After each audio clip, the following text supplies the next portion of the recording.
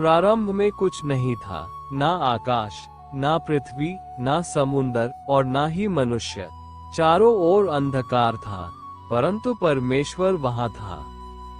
फिर परमेश्वर ने कहा, उजियाला हो, और उजियाला हो गया। परमेश्वर ने उजियाले को दिन और अंधकार को रात कहा। ये पहला दिन था। दूसरे दिन परमेश्वर ने आकाश बनाया और उसे जल से अलग किया। तीसरे दिन परमेश्वर ने जल को एकत्र किया ताकि सूखी भूमि प्रकट हो। उसे धरती कहा और जल को समुंदर।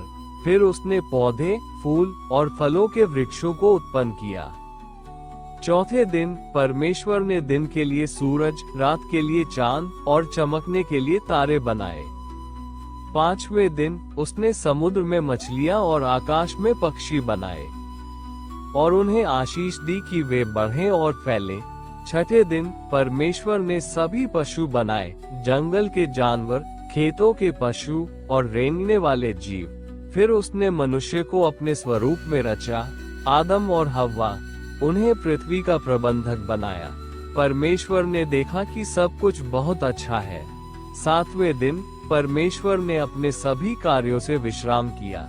इस दिन को उसने पवित्र ठहराया। ये है संसार की सृष्टि की अद्भुत कहानी। परमेश्वर ने सब कुछ प्रेम और उद्देश्य के साथ बनाया और आप उसकी सबसे सुंदर रचना है।